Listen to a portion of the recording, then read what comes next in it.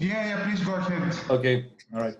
So welcome to everybody. This is one of the invited lectures / workshops of the ERATOSTHENES Centre of Excellence.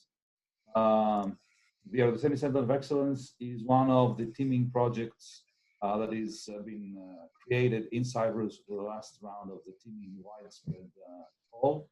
The full name is Excellence Research Center for Earth Surveillance and Space-Based Monitoring of the Environment. And three things for the background. Research in this center is actually organized in 3 research departments. One is the Environment and Climate Department. The other one is the Resilient Society Department. The third one is the Big Earth Data Analytics Department. And within the Resilient Society Department, there are, and of course the other ones are thematic areas, one of those being cultural heritage. So we all know that ERATOSTHENES and the Cyprus University of Technology is active along with its partners and collaborators through the last years on cultural heritage and technology, particularly remote sensing and GIS, Geographic Information Science Systems. So it is in this context and in the wider context of dissemination and engagement of the society and the research society in general that we are doing this series of workshops. There is also another workshop coming this week on remote sensing for environmental monitoring. Let me increase the volume. We are very, very pleased to have with us Dr. Rosa Lasaponara for this week's virtual talk. It is the first virtual talk in the series, so we are learning still. Dr. Lasaponara is the senior researcher at the Institute of Methodologies for Environmental Analysis of the Italian Research Council, CNR. She also heads the Argonne Laboratory, Earth Observation for Archaeology and Environment. She's also professor at the University of Basilicata and a permanent member of the PhD community of that university at the Department of Engineering and Physics of the Environment. Her main research interests are focused on the operative use of Earth observation techniques, mainly in the fields of archaeology and environment, in order to concentrate on fire risk monitoring, interactions between humans and environment systems, anthropology, mainly land use practices and their effects on ecosystems, active and passive remote sense technology, LiDAR, multi and hyperspectral high resolution for archaeological prospection and landscape archaeology.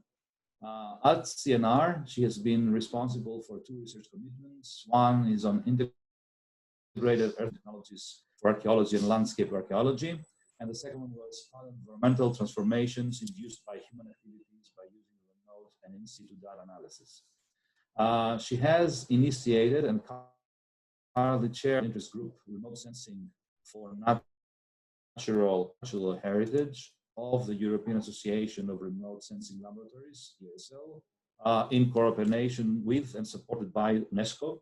Her publications are numerous. She has authored more than 250 publications among papers in the national journals, books, book chapters, proceedings of the national conferences, mainly on remote sensing for environmental monitoring, risk assessment, mitigation and modeling, time series analysis, remote sensing for archaeology and environmental studies. We should note that she has edited the book Satellite Remote Sensing and New Tools for Archaeology, published by Springer in 2012. A more recent book, again by Springer, 2017, The Ancient Nazca World, New Insights from Science and Archaeology, and one in collaboration with the members of the EXCELSIOR Project and the ERATOSTHENES teaming.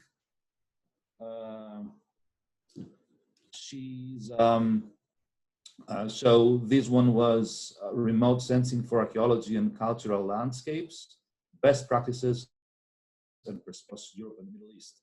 Co-edited with Professor Kyriakidis, authors of Kyriakidis, Kyriakidis and others in this room, probably. That means that she has been closely collaborating with members of the ERATOSTHENES Centre of Excellence in the past, and most notably during the 20 twinning project Athena, and all along the last years. And due to this, and of course her international stature in the area, she was invited and has graciously accepted to serve on the board of directors of the newly established Center of Excellence. So we thank her for this, and we are all ears, as they say in Greek. The floor is open, the virtual floor, and we look forward to an engaging presentation. Thank you. Thank you so much for this very nice presentation. Actually, I'm a research director now. Okay. I would like first of all to thank Phantos for inviting me. It's really an honor and a pleasure. So according to the title of the presentation, I think that we can split in two parts, natural and cultural heritage. So I would like to start with the use of remote sensing for natural heritage. Then we can have the possibility, if you want, to discuss, to have time for questions, comments, and other. And then we can go to the second session. Now I will share the screen. Okay. This is the first slide, and as I needed to check, sorry, if it's fine with just a moment. It's fine, Rosa. It's fine, yes, but I don't know yes, okay, it's fine. Now it's fine. Maybe it's the connection. Okay, so as I highlighted before, I split in two different parts. I would like to start with the monitoring of natural heritage, and in this context, considering the period, considering the hot issue forest fire, I would like to show you some practical operational application related to the use of remote sensing for fire monitoring. Of course, fire is not a local problem, but unfortunately is a global problem. As you remember, last summer we had a lot of fire in green forest area as well as in the Arctic area. So this means that it's not only a European issue. We had a lot of fires in different parts of Europe, but one of the most important points to consider is the global impact, because we have a very serious problem. Fire means not only the destruction of vegetation, but means a lot of different damage, including the soil erosion, including the landslide, the pollution, and so on. That's why it's a huge problem with a lot of different and very dramatic impact. So the question is what we can do using the satellite data in this context. Of course, this is more or less the picture made by NASA, and is quite normal. The bad news is that we have an increasing of fire also in this area, in the Europe, Russia, and also in Canada. This is a big issue because, as you know, Arctic forests have a very important role in the global greenhouse and so on.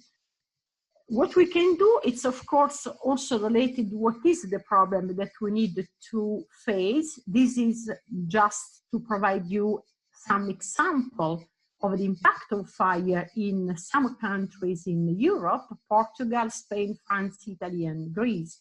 The main issue is we expected, unfortunately, an increasing also in the higher northern latitude, and also an increasing in the number, and also an increasing in the area affected by fire. For this, we can just resume, but it's much more what we can have after the fire. We have a general degradation, we have a loss of biodiversity. Of course, we have also to consider that along with the vegetation, we have also not only flora, but also fauna. We have a reduction of natural regeneration and increasing in the vegetation succession. Unfortunately, we have a very significant contribution in global warming. And of course, we can have also significant change impact in the microclimate. So we have global and the local effect, and this effect can be characterized at different temporal scale, from short period, the loss of vegetation, flora, fauna, the pollution, but also a strong impact in the global warming. This is a very important consideration. We have also a direct impact on the infrastructure, houses, people. Unfortunately, in the last very dramatic events in Portugal, Greece, and not only there, also many people lost their life. This is, of course, the most important point to consider, to save the life. And again, just to provide you an idea, you can have this satellite picture. This is what we had in America, in Canada, before the fire. This is the situation immediately after the fire. It's a really dramatic issue. Again, we have also some other consequences, including, for example, the proneness not only to landslide, but also the proneness of area affected by fire to flood event. So it's a very complex issue. Again, this is another picture. When we speak about erosion issue, you can have some situation like this one. And this is very common, unfortunately for us. You can have some situation after fire.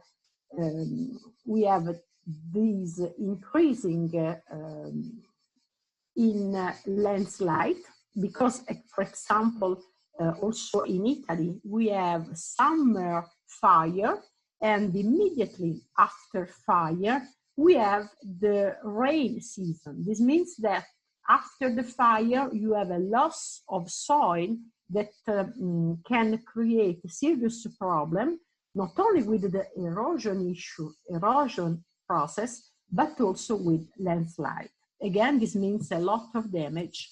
And another issue, as you can see here, is the pollution.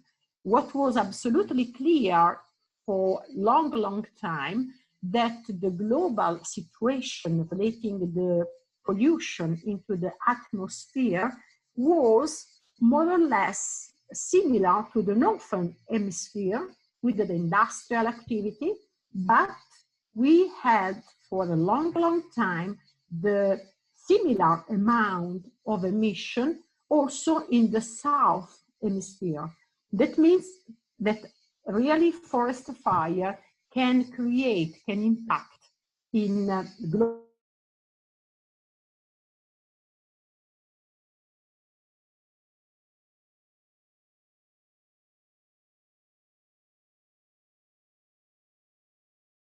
warming. There are many papers for the last 3 decades. These projects have been, could you hear me? Yes. Okay. These projects have been supported and funded by International Space Agency, as NASA. Do you know? We have a lot of very excellent colleagues from NASA, from ESA, and also supported by International Space Agency and National Space Agency, including DLR, that had a lot of specific projects on fire for the detection and also for the assessment of damage. So we can have a lot of products related to, for example, the burned area. But again, what is important is to have the possibility to improve this product. This means that the first investigation were made using AVH-RR data, then, as you know, MODIS. And what we can have now, of course, not only MODIS, also other sensors. But what is interesting now today is the use of Sentinel, Sentinel-1, Sentinel-2, for the assessment of the burned area, fire severity, but also Sentinel-5 for the estimation of pollution. So we can have the possibility to improve. We cannot solve remote sensing, cannot solve any issue, cannot stop the fire, but for sure can provide updated information on a global scale about the forest fire, about the area affected, and also about the post-fire risk. Another issue is relating the use of Sentinel-1 and Sentinel-2. One very interesting application of radar was made for the first time by NASA in order to have the possibility to assess active fire. Because when you have a fire, you have, of course, smoke. And in this situation, smoke is quite similar to cloud. So if you have an active fire and it's very big, can happen that optical satellite as a Sentinel-2 cannot have the possibility to detect the fire. And for this issue, you can see here the active fire made by NASA using Sentinel-1. And this is a very new application, very interesting, that can provide a very interesting output in the next future.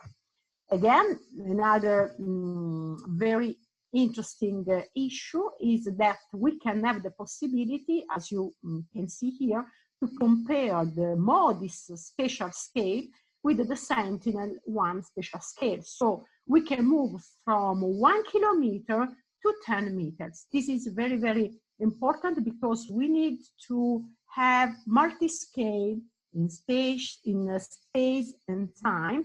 And from this point of view, all the Sentinel offer a very improved spatial resolution.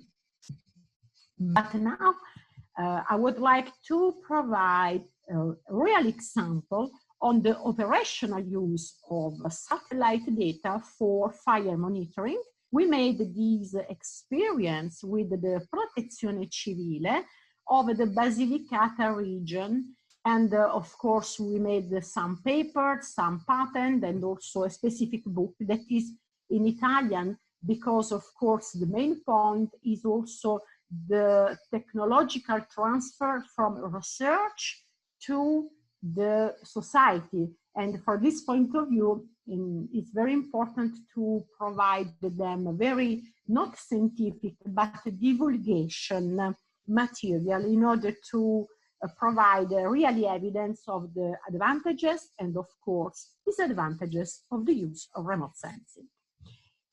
We start this experience with the Protezione Civile for a long, long time, since 2007. And the idea was to move from our laboratory to operational application.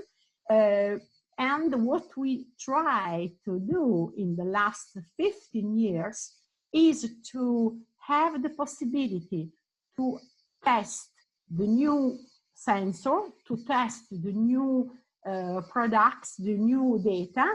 When this test is quite satisfactory for us, we improve our operational application. So we have a different topic.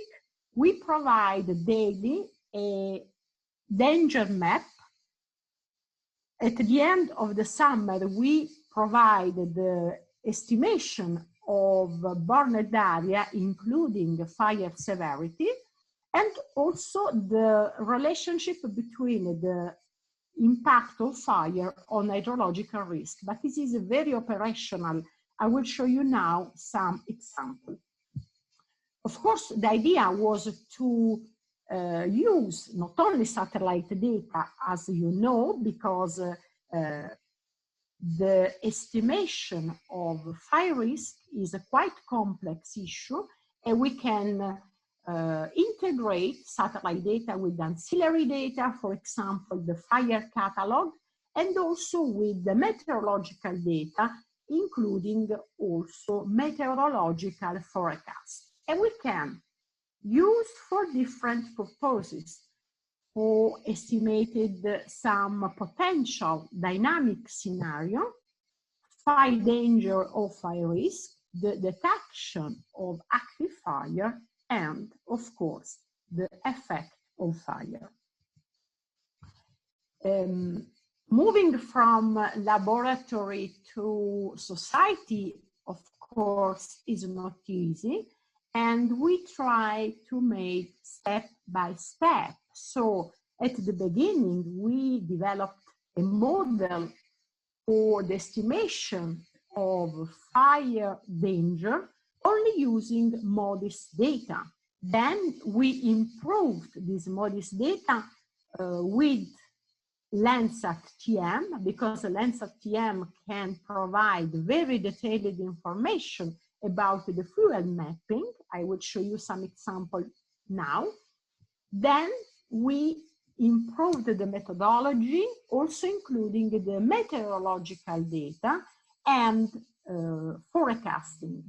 Another important point is that we need to use free data, because even if we need to, in this case, provide daily information for a small area compared to the whole Europe, that is Basilicata region, if we need to buy the data, of course, this is not feasible, should be too much expensive. What is important to make sustainable from the economical point of view is the use of free data and free products.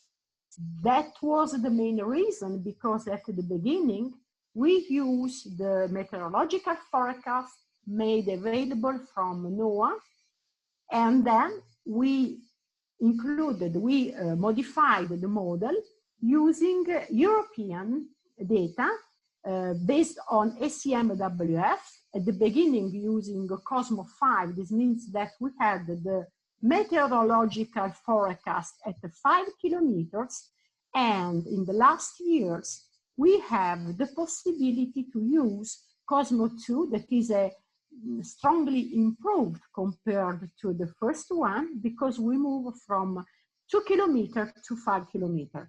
What we have today is the same model, but available at 1 kilometer.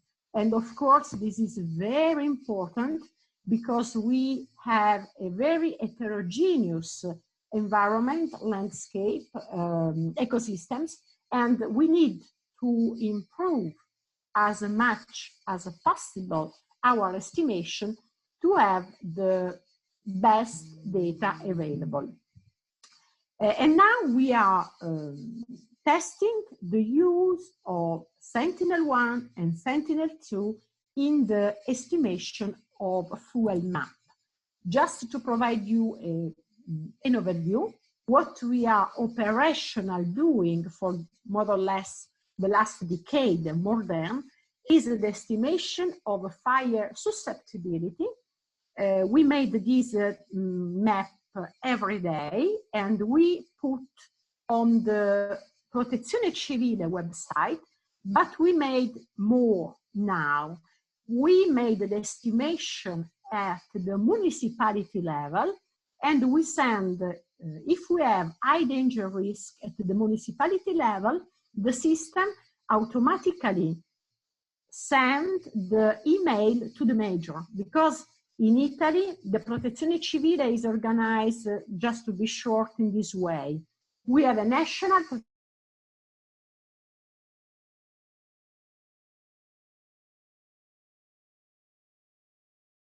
regional formation at a regional Rosa, level. can you repeat again, because yes, because we for a short also no problem, because sometimes the connection is not stable. This is an overview of the products that we have developed for the Protezione Civile. All of these products are operational. The most, let me say, the most important for Protezione Civile is the estimation of fire susceptibility, is the estimation of risk. We made for the Basilicata region this type of map, updated every day, and we put this map on the Protezione Civile website. The system automatically updates this type of a map. In the last 5 years, we improved this service in this way. We made the estimation at the municipality level, because one of the most important issues is the fire interface between urban and forest. And from this point of view, we need detailed information. And what is operational done from us is something like this. We computed this map at regional level, but also in a detailed, in a very detailed way at municipality level. Of course, we can have different situations. If we have high danger, high risk, we send the map at the municipality level directly to the major. Why we made this? Because in Italy, the Protezione Civile is organized in different levels. There is the national, that is the responsible for all the Italy, for the whole peninsula. Then we have the regional Protezione Civile. They are responsible for this area. But what is important to consider is that the responsible at the municipality level is the major. That's why we send this map, if we have high danger risk, directly to the major, because this map is operational used for the alert. The major send the people in situ to check. The Protezione Civile organized some flight to check in more detailed way the area that are, according to the map that we provide, classified at higher danger. It's okay. Hi, Santos, do you hear me? May I go on? We can hear you, Rosa. Yes, please go ahead. Okay. So this is the first products, very operational, because they organize the system, the alert system, the fire brigade are in the area that are characterized, mapped, and classified at higher danger risk. So it's very, very operational. Then unfortunately, after fire, what we do is the mapping of a burned area. But what is important is not only the perimeter of the area, but what is called fire severity, because generally the impact of fire on landscape, on soil, on vegetation is not homogeneous, but is heterogeneous for many reasons.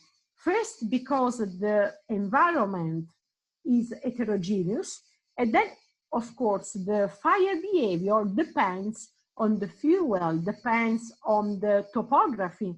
And for this reason, it's really important in order to characterize the impact of fire, not only on the vegetation, but also on the soil, for estimating the erosion, for estimating the, for example, the landslide pruneness. This is very important. So we made at the beginning this type of map for the estimation of fire severity using the Landsat TM, using Aster. Of course, now we are using Sentinel-1 and Sentinel-2. I will show you some examples relating to this. And another important element is the estimation of fire recovery or fire resilience. Again, after fire, we have the regrowth of vegetation. And in Italy, in order to limit the fire, it's forbidden to have the reforestation after fire, except in a very critical issue linked to hydrological risk. So that's why it's important, this type of a map, to have some estimation in a very objective way in order to characterize the territory, in order to have some information relating to the prudentness of the area to potential landslide. But of course, the recovery is also linked to the impact. What happened after the fire is, of course, strongly linked with the fire severity. And using, as you can see here, time series, this is NDVI, we made some estimation that are statistical analysis, which enable us to assess the capacity of vegetation to recovery. And I will show you again some detailed example about this. If you have some questions, some comments, so please don't worry, we can discuss during the presentation, of course. If not, this is the synthesis flowchart of what we have for the fire estimation risk. So we have a multi-parametric analysis, and of course, we use the same information, not only for the mapping of fire risk, as I showed you before, but also for estimating the fire propagation. That is another very important point. So the main reason I would like to show you what is the improvement compared to the national level. At national level, Protezione Civile, for the moment, used to provide this type of assessment is very roughly from the spatial point of view, is made at provincial level. For the whole Basilicata, we have only 2 polygons, you can see here. Of course, this is not enough, and we made this type of very, very detailed information. Just to provide you what can happen in a very, very close date, because we used to have some estimation based on vegetation and also the forecasting, the weather forecasting.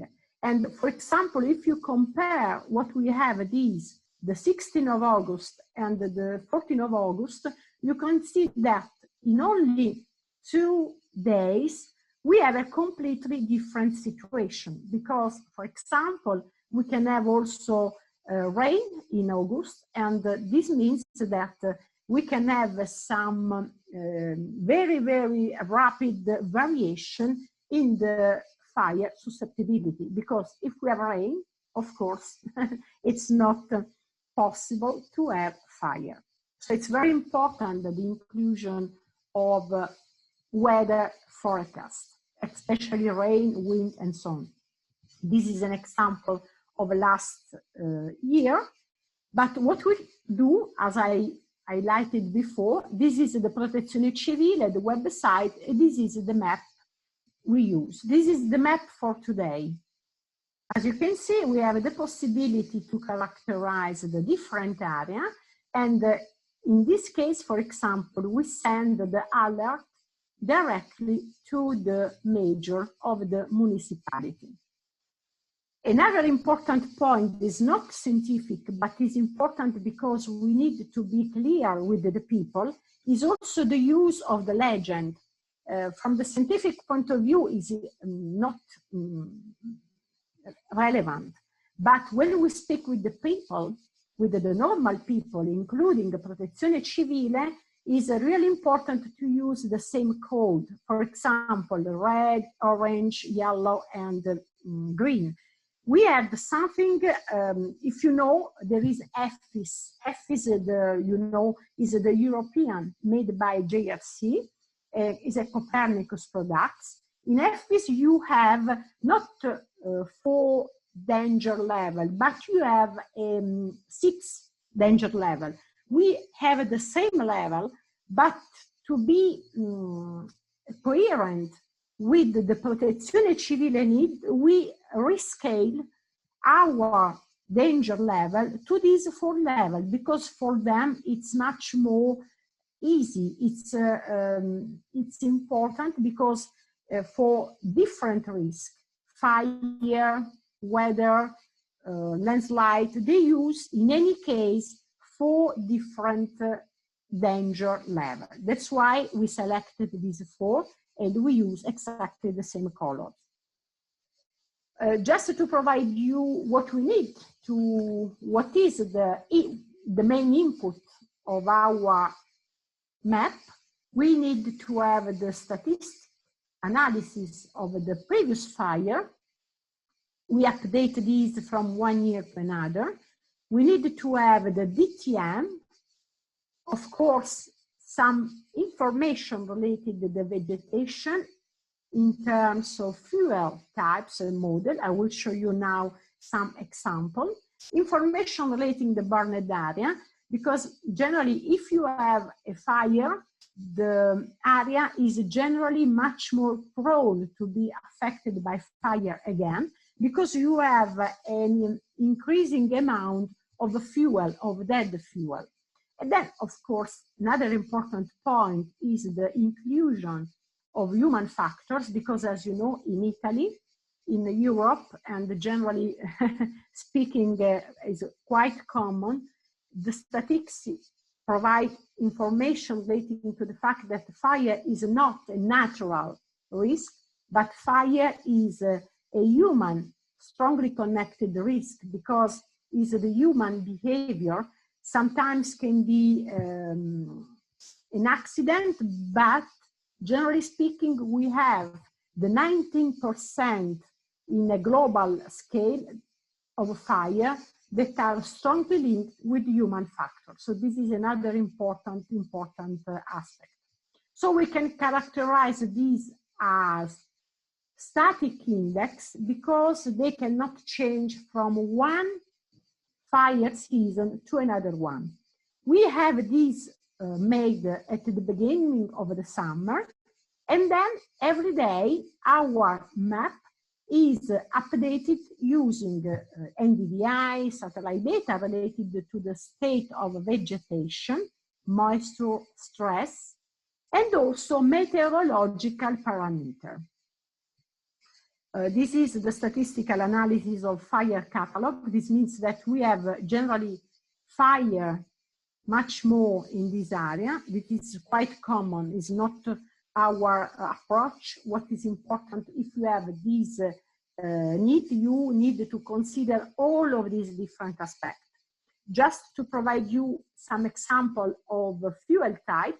Fuel type is a categorization of vegetation according to the expected behavior in the case of fire. So what we do is to consider the age. For example, you can see here the different age.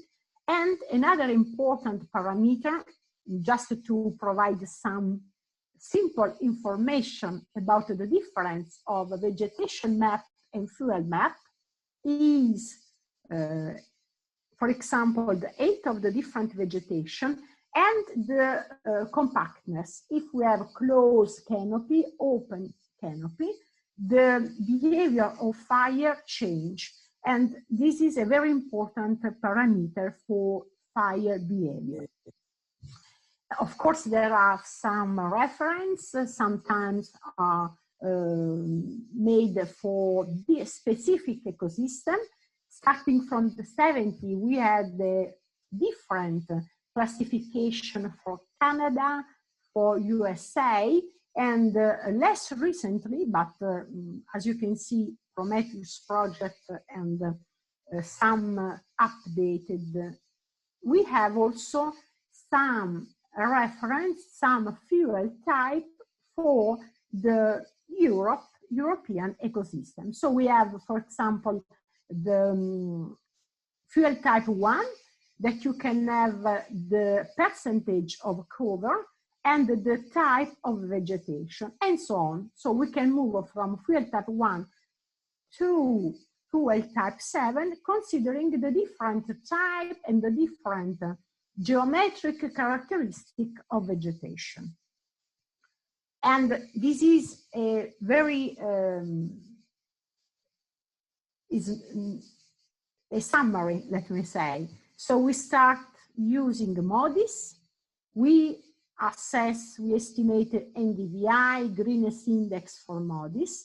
These data are here, enabled to update the vegetation map, the slope that are stable from 1 year to another. The slope, of course, at the digital elevation model is the same from 1 year to another, but the vegetation map can change according to the fire, because as I told you, if you have a fire, the area is considered at higher danger because of the presence of dead fuel. Then we have the possibility to improve, to update using the meteorological data and the meteorological forecast. These two inputs are very important because the moisture of vegetation is strongly conditioned by, of course, the meteorological conditions. And this is very important because we can provide a very significant and relevant picture of the status of vegetation using the integration of satellite data and meteorological data and forecasting. Okay, so this is for the fire risk estimation, but we use the same for the estimation of a propagation map. Just again, some example. We need to estimate the expected propagation, and we enable the Protezione Civile to be able to have this map. So what we did was more or less something like this. We use open source data. This open source data was made available by USGS, and we, as input data, we use the fuel type of the Basilicata, the meteorological forecast of Basilicata, and in the Protezione Civile, they have the ignition point, and using this simulator, we can have the possibility to have in a real time, in 5-10 minutes, a potential estimation of the burned area. This is very important because this is provided to the people in the field, to the people, to the fire brigade that are in the field to extinguish the fire. So this is another important. We made for many summer, for many years, this training to people of Protezione Civile, and actually they are completely independent from us now. They have the software. What we do is to update in automatic way all the information related to the meteorological data and the meteorological forecast, but it is completely transparent to them. They use the tool, and what is important from our point is to be sure that, of course, the information, especially meteorological and weather forecasts, are updated. In this way, we can be quite sure that what we can simulate is very close to what can happen in the reality. An important consideration is that This type of software, the potential estimation of fire behavior, the potential estimation of the burned area is not new, is one of the first tool made available by USGS starting from the 70s, from the 80s. But one important consideration is the input data. To have good results, we need to have good input data. This means very detailed spatial information. If we have high resolution and very high resolution fuel model, if we have high resolution meteorological forecast, we can be quite confident that what we can be able to simulate is very, very close to what can happen in the reality. And you can see here, we have the white line that are the simulation from 1 hour to the following, and the blue line is the comparison with the real fire. So you can see that is very, very, very close, but this results is very satisfactory, but it's very important to have a very detailed input, fuel and meteorological forecast. So this is another very operational tool that we provide to the Basilicata. And of course, I would like to show you now the mapping of a burned area and the fire severity using satellite data, as you can see, but also in some cases, satellite cannot be enough. You can see this is a mountain. All of this area was completely burned, affected by fire. And as you can see, as you can imagine, satellite is not able to provide any useful information about this area. And in this case, we integrate satellite with drone. And some important information, you can see, this is the municipality, this is the urban area, and this is the fire. So this is a very serious issue. That's why, considering that our effort and our tool and support is operational, we need to provide very reliable data. And of course, we use, starting from the beginning, different satellite data, TM master. And what is important, we try to apply satellite data in different areas, not only in Italy, but also in different European and South America fire. Just to provide you evidence about the spectral signature, about the behavior before and after fire. This is the RGB, of course, green this is fast color composite. And of course, what you can see in this area with the red is the vegetation.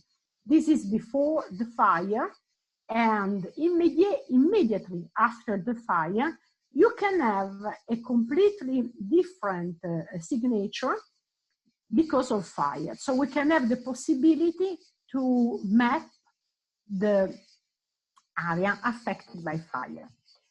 We made these on the regional scale again. Another example is using the Landsat TM for some quite old fire. This is the south of Italy, of course. And again, this is before the fire, and this is after the fire. This is a pinus tree, and this is the Ionian coast that is quite prone to area because of the typology of vegetation. It's a pinus. Pinus is very, very, very susceptible to fire, as for example, in other area. And you can see the evidence of fire using TM. This is, again, in yellow, you can have evidence of the identification of burned area at the regional level. And again, we use a data processing, something like this. We made some different classification using different indicator, different index. And of course, one of the most important for the scientific point of view for us is to compare the different output obtained from different approach, from different classification.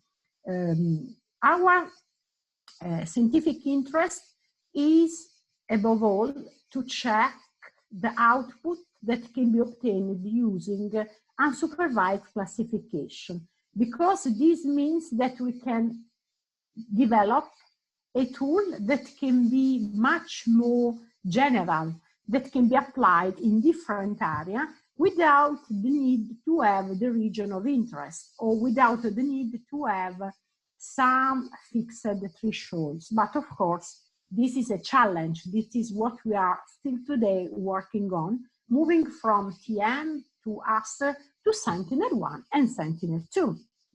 Again, just to provide you some indication about the meaning of fire severity, this is what happens when you have a fire. This is what can happen when you have a fire. You can see it's completely different. This means that the fire severity is completely different for these cases. Just to provide an example, this is what we try to categorize from satellite. In this case, of course, we used to go in situ. We made some in situ investigation, and we use different satellite data. In this case, we use also MODIS and ASTER, and we use some statistical analysis before the classification in order to have the possibility to improve the categorization of the fire severity without the need of fixed thresholds. Again, some other example, moving from the old data to the new data, you can see the situation again in Basilicata before the fire using Sentinel-2, and the situation, the same RGB after fire. This was the area, was absolutely clear. And if we use some of the most commonly used spectral indices to categorize the fire severity, we can have using a fixed threshold. These thresholds are those made available by USGS. So in order to compare, we made in this area these different split, different area. Of course, another work in progress is the use of Sentinel-1, and I would like to show you just some example. Sometimes what is important using Sentinel-1, not only for fire, but in general, is to use an average of data instead of one, because it's more easy in this way to reduce the noise, because radar is generally very noisy data. I would like to go on quite fast just because we are at the beginning. We are speaking about natural, but I would like to provide you also some example of the operational use of satellite data in the case of Calpern. We are again in the Basilicata. This is Ionian Coast. Before the fire, you can see the RGB of Sentinel-2 after fire. This is what we had in situ. You can see the completely different situation if we are interested in the fire severity. This is the results we obtained using the Sentinel-1. You can have evidence here. This is the burned area. You can see RGB from Sentinel-2. This is the same results, but using Sentinel-1. Of course, these are different maps that can be obtained using the different polarization of SAR. Again, we compare the different polarization, and at the end, we made the fire severity using Sentinel-1. What is important to consider is that the Sentinel, but Sentinel-1 in general, star data, is very, very good in the estimation of fire severity. Now we are working also on the integration, on the data fusion between Sentinel-1 and Sentinel-2, because the idea is to use Sentinel-2 to have the fire area and to use Sentinel-1 to have the estimation of fire severity. That is important not only for the case study, because we can improve as we want the case study, but for us is to move from the case study to a general approach.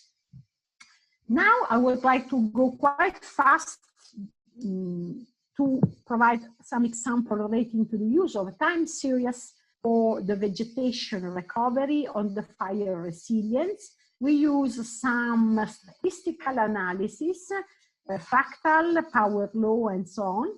And this is the situation for one pixel, but we, of course, process different pixels before the fire. You can see this is the situation before the fire, and this is the recovery after fire. This is NDVI. But this is is the same example, but in order to remove the seasonality, we use this indicator just because we need to remove the seasonality to increase, to enhance, to stress the trend. And you can see that in this way, using instead of NDVI, this indicator that is very easy, we can enhance the NDVI behavior and the capability of vegetation to recovery. Then we made some statistical analysis, and as you can see, this is the NDVI indicator before the fire, and this is the same indicator after fire. This is, of course, again, from the scientific point of view, our interest is to check the applicability in different areas, and we made these in different test sites, some affected by fire and other unaffected by fire, to check the reliability of our indicator. And again, we, after the analysis on this site, we can have evidence that the burned and unburned area are absolutely well discriminated. Again, we apply this in different areas, in Spain, in Greece, different fire, but it's exactly the same approach that we applied in Italy. NDVI, we remove the seasonality. This is the case study in Spain, Galicia, and this is the case study in Greece. You can have evidence before the fire, after fire, before fire, after fire. And again, for other pixels. At the end, we are able, for the Spain case study and the Greek case study, to characterize the behavior before the fire and after the fire. So from this point of view, I would like to stop because otherwise we cannot have time to discuss. This is just the results of the relationship between fire and landslide. Again, the approach is quite similar. We used to go in situ to have some sample in the field, to analyze this field in the laboratory, to use satellite data to estimate fire severity, so we can have the relationship between the satellite-based estimation and what we had in situ, using the drone, using also laboratory analysis. And this is an example. You can have here a fire in Basilicata Pisticci, more or less like here, and you can have here the evidence of the landslide immediately after fire. Again, we made this not only for one case study, but we made this for the whole Basilicata region, and in the red area, you can see the co-occurrence of fires and landslides. So this is another important issue. This is the case study that I show you, where satellite is not enough, because it's absolutely clear. We need to categorize, to classify, to identify the risk, not only the burned area, but also the risk. And in this case, we are working using the drone with the multispectral camera, but also drone with the LiDAR camera, because in this case, what is important to do is to assess the stability of the rocks that was affected by fire. This is the situation you can see very close to the urban area and the clear evidence of fire. You can see this was affected by fire, this is unaffected by fire, but it's absolutely normal. All of these are part also of the Surf of Fire, that is a European project that I have the honor and the pleasure to coordinate. And in this context, we made also some assessment in the atmospheric impact of fire. We start before Sentinel-5 availability, and we use some products available for free, as in this case in Copernicus, or in other case from NASA, and we obtained the information relating to the pollution, PM10 in this case, and what we did was to downscale this information using Landsat TM. So you can see the PM10 made using Landsat TM. So I would like to, for this point of view, to have your comment, your question, and have just a few minutes before start with the second part, that is related on the use of satellite data for the operational monitoring of cultural heritage. Do you have questions? Rosa, my suggestion to move to the cultural heritage. Okay. Questions at hand, because we have a lot of people, or I saw the participants with archaeology background. And, okay. Let's move to the next session and leave the. Okay. Please, thank you. Okay. Okay, it's the screen. You can see the screen. Just more. Okay. No. Yes, just a moment. Okay. Should be this one. No, this is the first one. The second one. Okay. Okay. Just now, make use what we discussed. Okay. Okay. Thank you. Now, okay. So now we move from natural to cultural heritage, again using space technology. We have a very important analysis in the last 20 years using satellite data.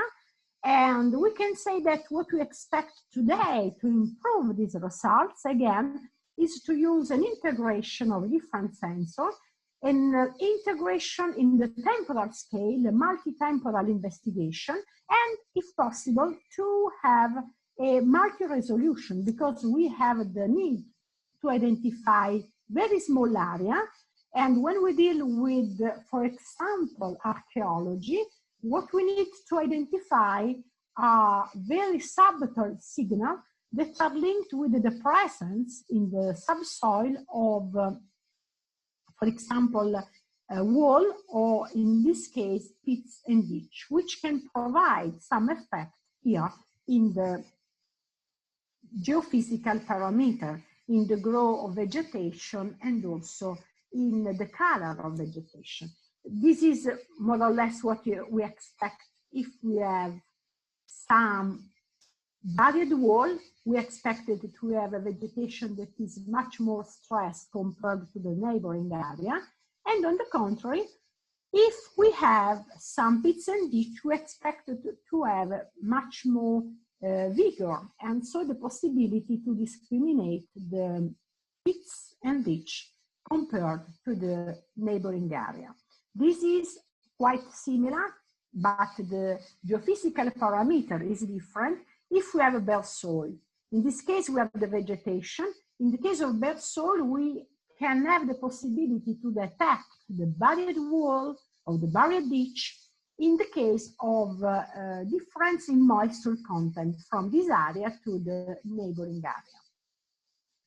So from this point of view, there is a very interesting, very not huge as in the case of environmental analysis or fire analysis, but we can see that starting from the beginning, when just a few papers were published, we have now the possibility to have example in the application of a multispectral, hyperspectral, also from paper made by Atos using Iberian, or this is one example, and also using other sensor. In this case, many paper focusing on the use of optical data, but we have also good results using SAR data. Again, if we are in the field, we cannot see any significant anomaly. We are here in Foggia, close to my region, close to my laboratory. So in situ, you can have some difference like this, but it's not easy because this is a huge area. It's not easy. We can have this evidence only from bird view using a drone, use aerial or satellite data. Of course, the evidence of these anomalies that are related in this case to Neolithic village are also linked, being crop marks, to the type of crop, to the type of vegetation. So you can see that in the case of fire, but also in the case of archaeology, what can be really important is a multidisciplinary approach and investigation.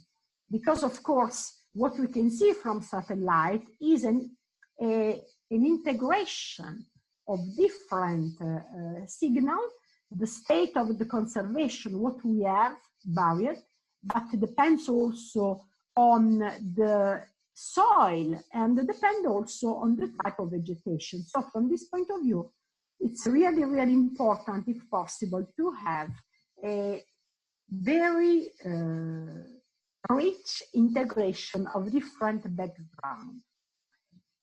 From the statistical analysis, in order to enhance this very subtle signal, one of the most common approach has been the principal component analysis, and we applied for different cases. In this, on the left, you can see again in Basilicata the identification of traces related to Roman centuration.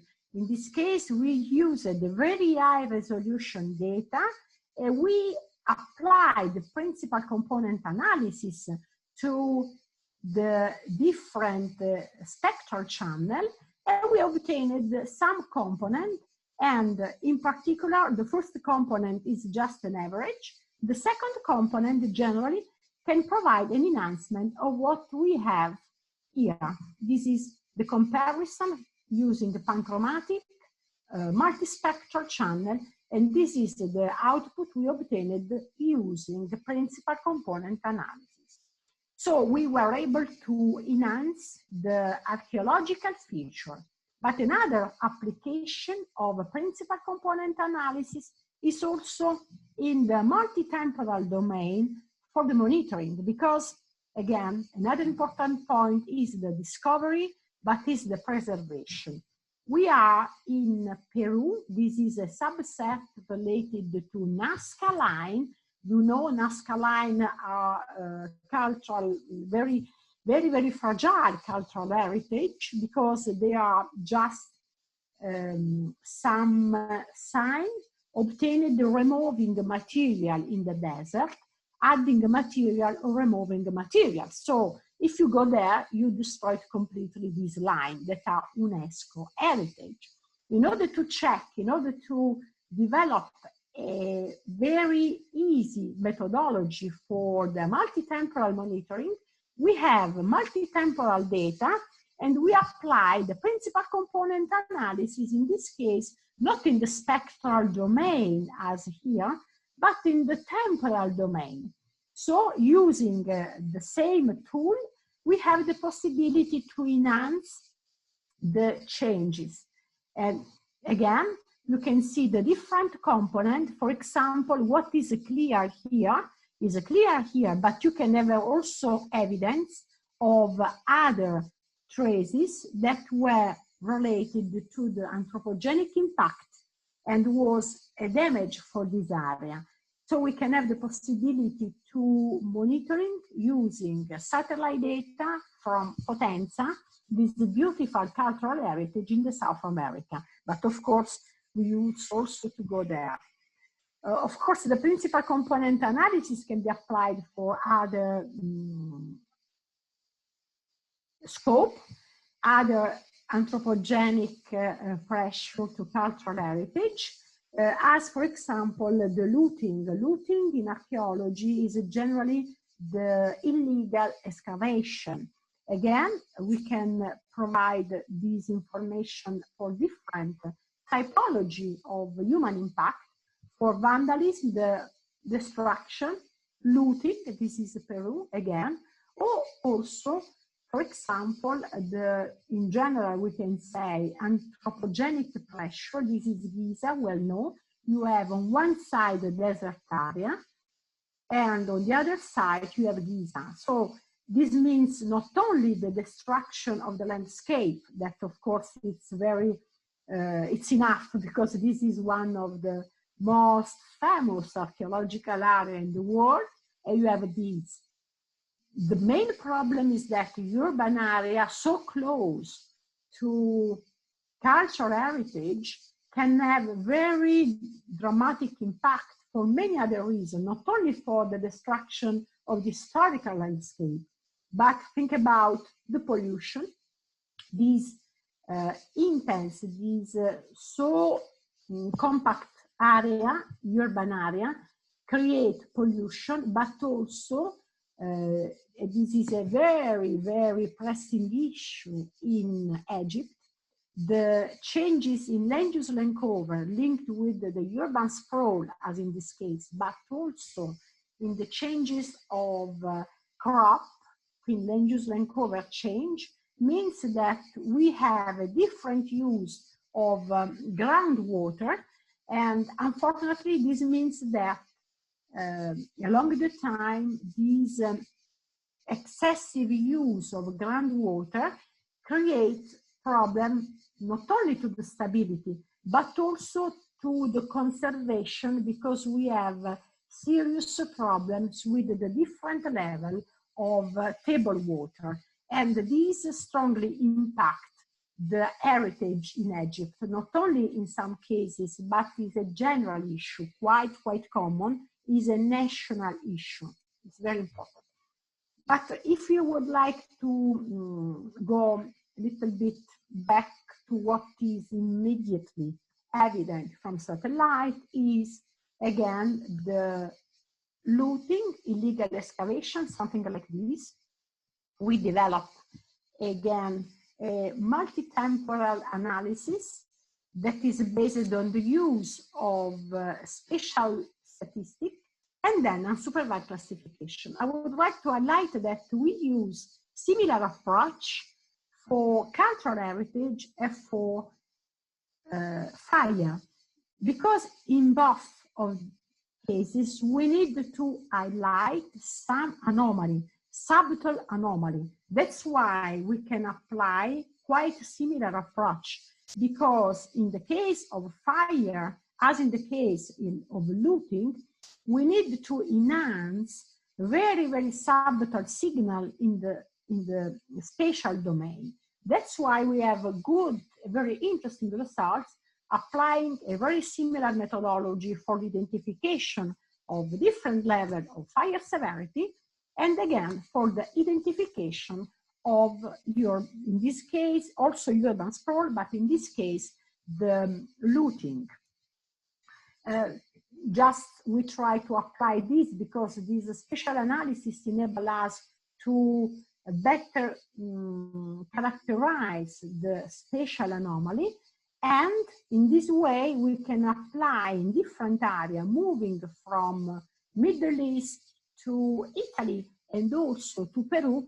We applied the same approach, and we were able not only to enhance the looting area, this is Dura Europos, using some, in this case, Google Earth data. And what is important, again, is the multidisciplinary approach, because we have the looting, but we can have looting like this, we have looting like this. Of course, the signal is different, the signal change, and we need to have the possibility to model from the geophysical point of view what is the issue, what is the problem, what is the behavior. And in this case, when we have a clear idea about the main problem in situ, we can have the possibility to improve the model. That's why we try to model and to extract the information, if possible, using an automatic extraction. So we made the multi-temporal processing, we made the difference before and after the event. We applied the geophysical analysis, this indicator that enable us to characterize the texture, because we can have the possibility to enhance age, to enhance the spatial variability. That's the main reason, because we can then improve the classification. Another general consideration about the classification and about the supervised classification. Today, we have a lot of very advanced tools. We have the possibility to use, of course, artificial intelligence, to use a neural network, to use very advanced tools. But what is important when we need to have an automatic recognition is to provide to the system very good feature for the recognition. Is exactly the same situation when we have the face recognition. We have the face recognition that is very easier compared to what we try to do using satellite, because the face recognition, you have the face, as me in this case, on the passport or other document, we need to have a white, so there is our face and the white. And of course, in this case, it's compared to the satellite data, the automatic recognition is easier. In the reality, when we have satellite data, we have not this situation. We have the background, we have the atmosphere, we have a lot of additional noise, and we need to remove as much as possible the noise. That is the first point. And we need to enhance as much as possible our feature of interest. So again, the use of statistical analysis, in this case, very indices, enable us to better characterize the feature, moving from this situation to this situation. That's why if we are able to enhance the feature, we are able to improve the classification, even using a very simple unsupervised classification, as in the case of ISO data.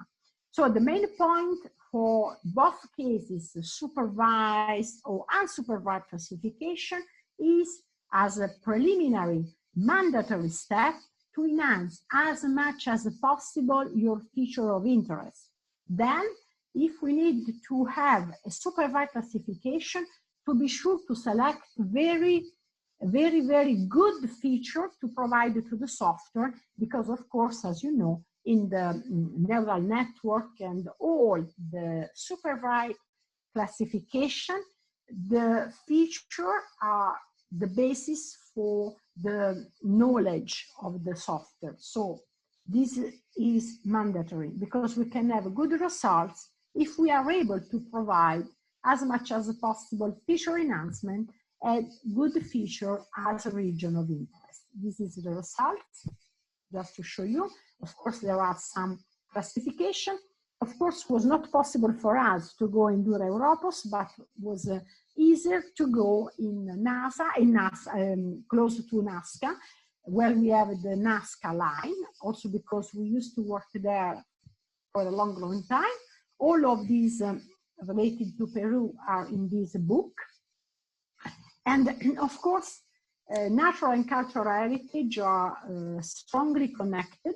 An important connection, for example, is the identification of water, the identification of aqueducts.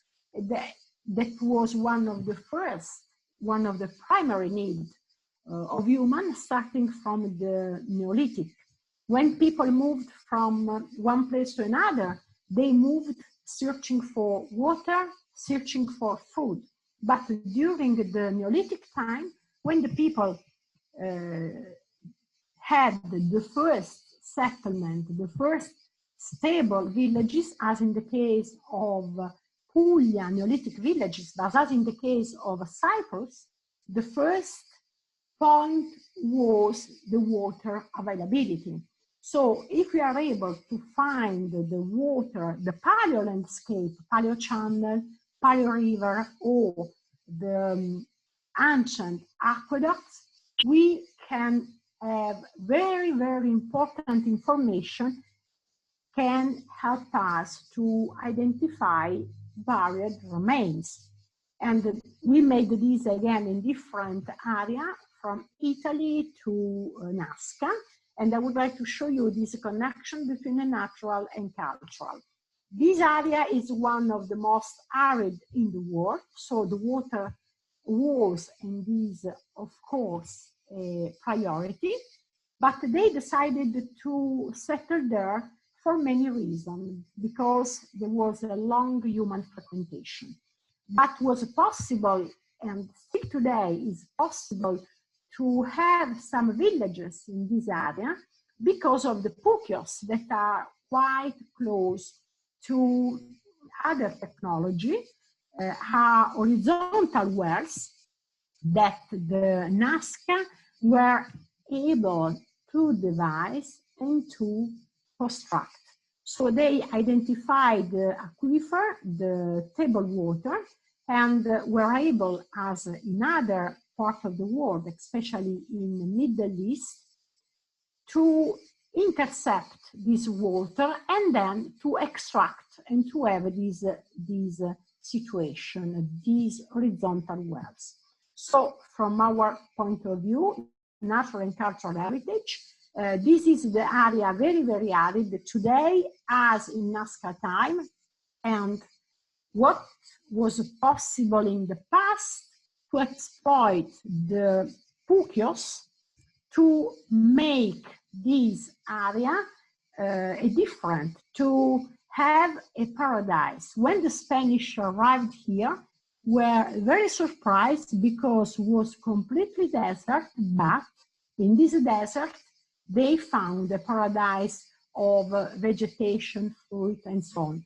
And this was possible from some oases, fluvial oases, but especially for the capability of Nazca to build pukios, to manage water. This is one of the most important points. For different type of civilization, the water management is, as the road, one of the most important aspects that characterize the capability of a civilization to have the domain, to have the empire, as in the case of Roman, for example. They were very good in the water management and in the road building. More or less similar was in the South America for other civilization. We are now speaking about the Nazca civilization and their capability to manage water, but was exactly the same for other civilization in South America, in Middle East, in China, and so on. So today we had again the possibility to provide our contribution, because again they have the need to have information about the water. The water is in the mountain, then you have this situation in these cases, the river goes down, and again, still today, they have the need to intercept the water and to have some wells. And from our point of view, the first use of satellite data was using TM to characterize the area, and using these very huge characterization in the spatial domain, we were able to focalize our attention on a subset, and so moving from TM to very high resolution data in order to zoom, and actually we were able to discover these pukios, lost pukios, that were then identified and detected using very high resolution satellite data. So this is, as you can say, the situation. You have very interesting, I would like to show you. This is the pukios, but of course the pukios are here very close to the pyramid. So if we are able to identify some important feature, we have also the possibility to discover new settlements and so on. And from the potentiality, from the use of satellite data, we have the possibility to monitor not only the pukios, but also, for example, other important feature, as in the case of Nazca line, very fragile. So we can use the same data set in a very integrated way for the monitoring and identification of pukios, and in this case, for the identification of geoglyphs that were completely unknown. In this case, we have the geoglyphs that I showed you before, that are in the, of course, UNESCO, listed in UNESCO. These were for the first time mapped by us, are in a different area, Pampa di Attacco. So using satellite data, we were able to discover new geoglyphs, and also to using a multi-temporal investigation to assess the state of conservation of these geoglyphs, and to provide to the manager of the site the map relating to the estimation of the state of conservation of decay. So very, very operational again. And another use of this digital data is the possibility to use satellite data, can be also integrated with drone or other, to provide a sort of virtual restoration of geoglyph, because of course the satellite data are non-invasive, so we can have different hypotheses, and we can provide to the people that in situ have to arrange the real restoration. They can start from what we can provide in a digital way using this virtual restoration in order to check what can be the best solution. Again, we can combine satellite with different data, active, passive, in this case using a drone. And again, using different, in this case is optical data, but the main important point can be the integration between SAR, optical, and different scale, different sensor. And of course, other suggestion is integrated according to the need, the different sensor, according to the need also, a multi-temporal analysis can improve our knowledge about the area, but also can provide useful information for the monitoring. I hope that was quite clear and the connection was quite stable. So now, if you want, we can discuss. If you have a question, please let me know your comment. Thank you very much, Rosa. My pleasure. I guess we can take questions. Okay. how to do those. I mean, I guess you will open your microphone and okay. Yeah, Okay. and wait for somebody else if they're talking to finish. Of So course. whoever wants to ask the question, please go ahead. I guess, yeah. I think Rosa, Gunther here. Hi, nice to see you again. If so, in cyberspace. Do you hear me? You have now muted yourself, I guess.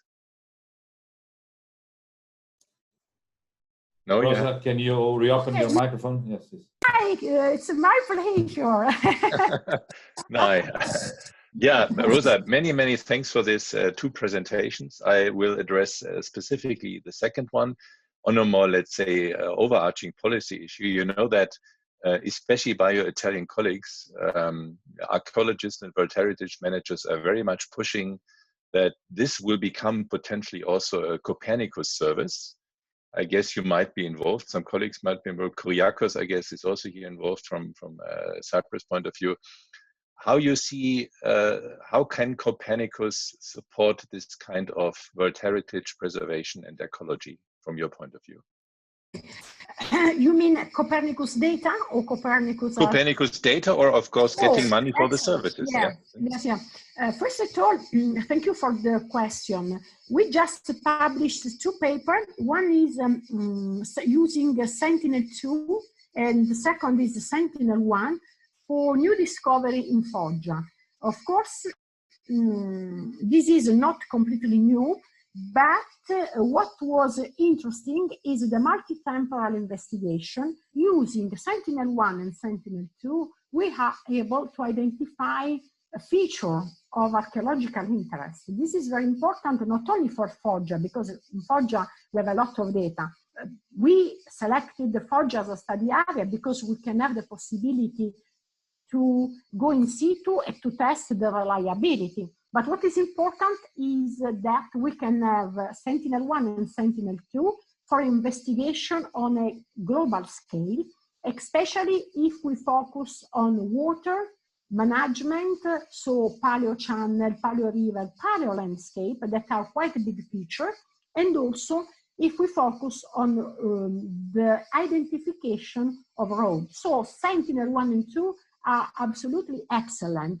And we can also now go on with the first assessment on the classification for the automatic extraction of these type of feature. So this is the use, not new, but quite interesting because it works very well in different parts of the world for the archaeological discovery. We can use multi-temporal investigation for the monitoring of the area, and we can put together Sentinel-1, Sentinel-2 according to the specific needs. Urban sprawl, we can use Sentinel-1, Sentinel-2, both of them. Also land degradation is another, unfortunately, another important aspect of the preservation.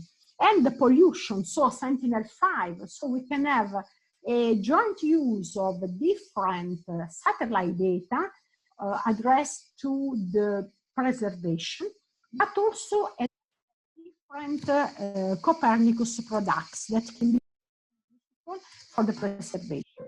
Another point, of course, is to have the possibility to have not one investigation, because one means that is a paper. Sorry, it's my computer. One is one paper. We need to apply the same or similar methodology in different parts, in different ecosystems, different geographic region, in order to provide some tools. So my personal opinion is to go on with the investigation, first to prove that actually we can use this data for the discovery and of course for the monitoring, because in the case of monitoring, we have good heritage, urban sprawl, pollution, and so on. And again, what is important is to enlarge as much as possible this investigation in different ecosystems, from east to west, from north to south, and including, for example, Arctic zone where there are very important archaeological areas and are in danger because of the climate change. So what is important is to have a very effective cooperation between different institutions in order to have a task force to work together and to go as much as possible on all together. More or less, thank you for your question. Thank you, Rosa. Other questions? Hello? Yes, can you speak a little bit louder? Maria? You can barely be heard. You need more voice. Now it's okay? Yes, yes, yes. Yes. What are the future trends in the field of cultural heritage?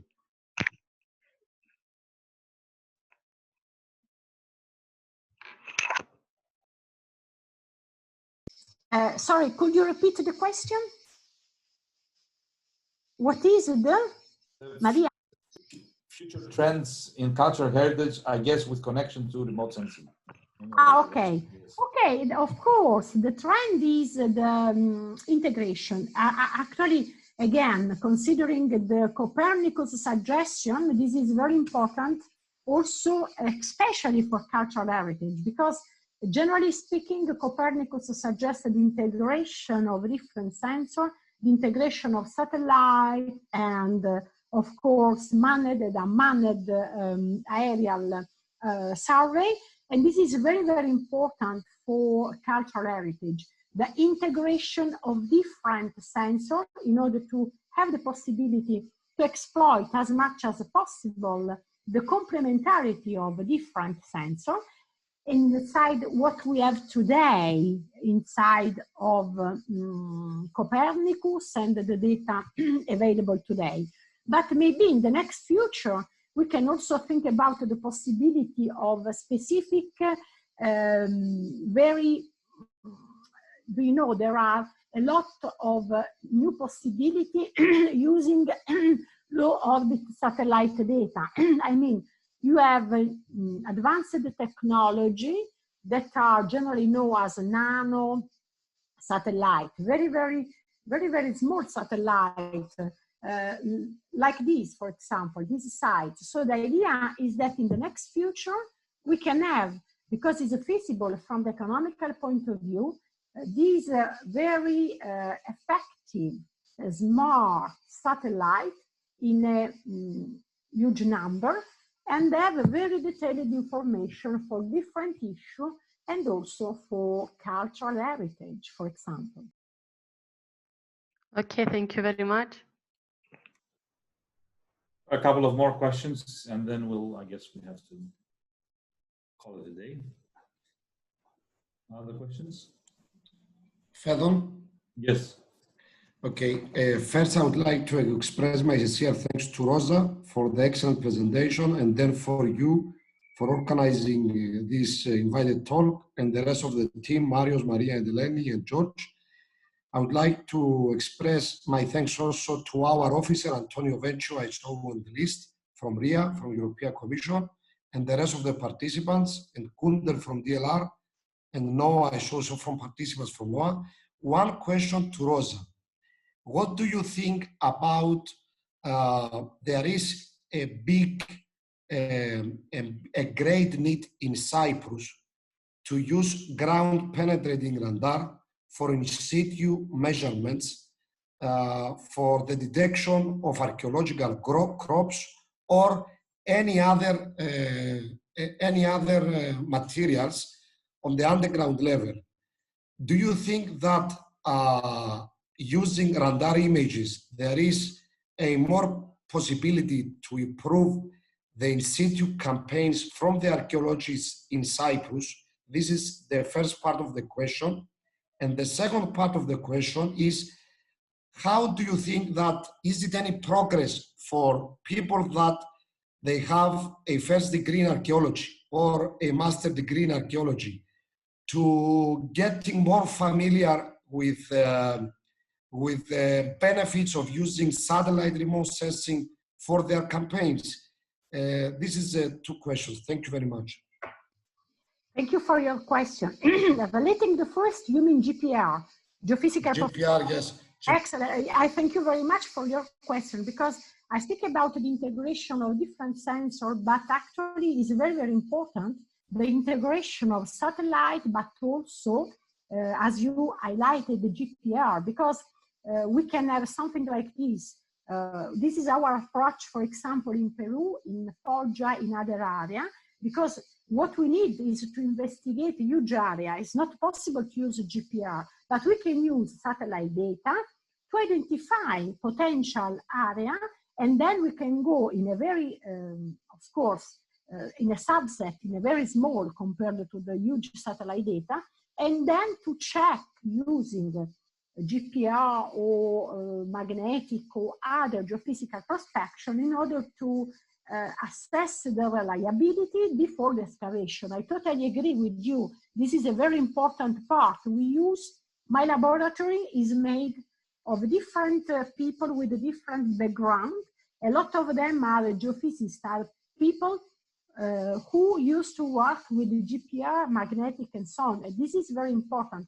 When I was speaking about the need of integration, different background, different sensor, this is another good example. We need to work together because we need to have some expertise, but also to put together other expertise. So it's really, really important.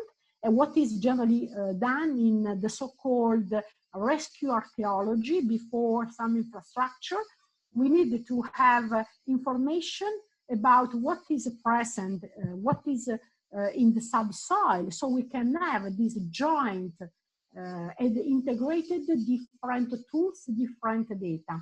There are some papers also focused on the integration of different geophysical prospection, and also a few on the integration of satellite, drone, and geophysical prospection. This is a very, very important point. And the second question, I think that today, and also the coronavirus highlighted that if we can work also, stay at home, we can advance faster. So for the archaeology, my suggestion is, if possible, if they like to, because of course there are different background, but if they are interested in the use of remote sensing in general, this is very good, is excellent, also because they can have together the knowledge about what is needed actually. And if they put together the knowledge relating what is needed with what is available from the technological point of view, this match is great. One of my two of my PhD students are archaeologists. One is expert in drone, another is expert in geophysical prospection. So if they like to have this expertise, it's great, because it's the way to go on, to improve, and also to have the possibility of different career opportunity in the, not only in the academic field, but also in this expertise, at least in Italy, but I think not only in Italy, Peru, are very much required, especially for rescue archaeology. So it's possible also to think about the possibility to have the academic career, but also professional career, exploiting in both of these two cases your expertise in digital analysis, remote sensing, and of course, your background in archaeology. This is great, absolutely. What we can do is to provide training in order to provide evidence of what is the best approach up to now. But from the opportunity point of view, I suggest to advance in this direction. It's very, very promising for the future and for the career opportunity too. Thank you, Rosa. Is it possible to send us by PDF the presentations so as to put it in the EXCELSIOR website? It's up to you. Yes, of course. I just Now the PDF I will send immediately to you. Okay. I would like to thank also the rest of the external partners, Tropos and DEC, and participants, Phaedon. Rosa, can I ask one question too? Last one. It should be the last one. Yeah, this is Kyriakos. I had the opportunity to spend 1 week with Rosa in Pompeii in Italy a few years ago under the Athena project. And Arthos and Vasilikis was there too with us. And we saw all the techniques of actually the in situ techniques of actually monitor and examining cultural heritage. For example, we went through and we saw magnetic, GPR, electric, laser scanning techniques, and so on. So there's a lot of capabilities. Now here in Cyprus, we're investigating even the GPR with UAVs. This is a new method that is been going on. And also with very high resolution images from satellite images. Now there's a lot of images in the market of 50 centimeter images. We're trying to get in right now with EXCELSIOR an agreement with a company right now that is releasing 50 centimeter resolution images. And I think now with the new way and the new techniques, I think there will be new opportunities in cultural heritage area, especially for management and more exploitation. I don't know if Rosa can tell us a little bit more about these new trends and new techniques that we can take advantage as we go the next few years. Yes, I completely agree with you, because what we can also, we are in this stage, we are using GPR using UAV, we have a LiDAR using UAV. This means that the technology, of course, is able to provide us a very advanced tool now, and of course in the next future much more. But what is important is to be able to process the data, to exploit the data as much as possible, also because today we have a lot of data, and we can start, for example, from what is available for free, Sentinel-1, Sentinel-2, to investigate the area, to identify the potential archaeological field and go with high resolution satellite data, with UAV, with this very promising tool that can be now available on a drone. This is great because using this type of data, we can have the possibility to exploit also forested area using, for example, LiDAR on drone. LiDAR was available in the past, this is for sure, but we are speaking now about the possibility of less expensive tool. That is the difference, because if it's feasible from the economical point of view, a lot of people can provide the contribution in data processing, data interpretation, and of course, using the different results and publication, we can improve as a research community. And I'm totally sure, and maybe I also hope, that in the next 2 years, we will have the possibility to have much more people working with this new tool, because this can be really an opportunity for the people, for the person, but also is a good opportunity to advance in the knowledge in general. Thank you very much, Kyriakos, for your suggestion and the question. I agree with you. Now is the big data challenge that we're facing. Now we're going from megabytes to gigabytes, and now with terabytes and petabytes. So we need to see even the technology we can process all this data. Yes. I agree. Thank you for your question again. Okay, thank you all for attending. Thank you, Rosa. Phaedon. Yes. Yes. I see that Antonio Vecchio has raised his hand. I don't know if he wanted to ask something. Sorry. Oh, yes. Yeah. By all means. Yeah, well, thank you for giving me the word. So I'm just out of curiosity. So First of all, I wish to congratulate you with this nice initiatives. It's a nice presentations, and I wish to get the slides for my information. I'm also happy to see that most of these results are coming from a project funded by the European Commission, Athena, and I see that the Institute of the CNR in Italy is very well placed in this environment.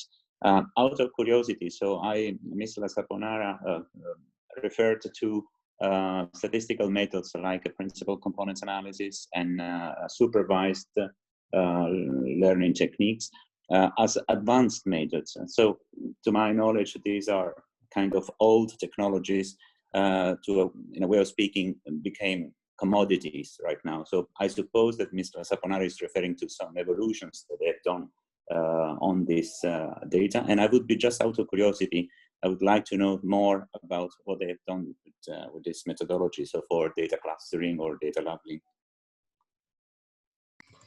Thank you for the question, because of course, artificial intelligence is very old, starting from not last century, during the war, so it's very old. But the main issue is that is now applied. I made the example relating to the face recognition that was not easy, or the voice recognition was at the beginning not so reliable, but now we can use our mobile telephone using different languages. We can use these automatic recognition of the speech, of the voice.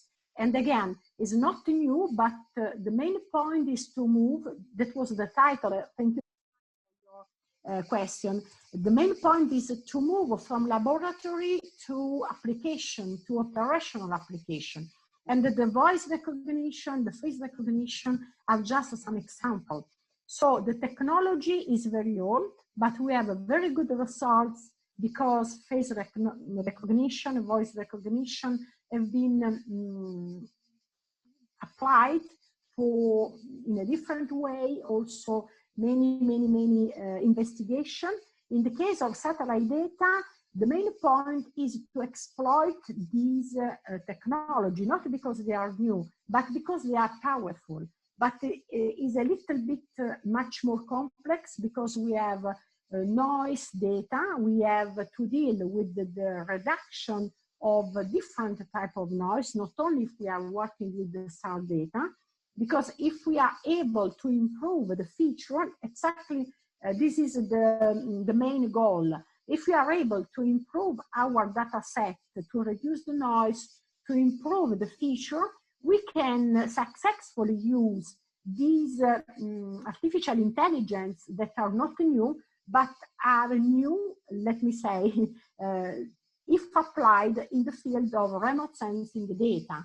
Because in this case, it's not so easy for many reasons. Because again, we need with big data, and we need to have a long and very reliable statistics to move from laboratory to operational application. So this is the main point. It's not because the technology is new, but being powerful can be new, the application in operational application using satellite data for environment or for example, cultural heritage. Again, thank you very much for this very important question. Thank you. Okay. Thank you very much. Yes, we will ask our meeting administrator to release us, and stay safe and happy to be with us.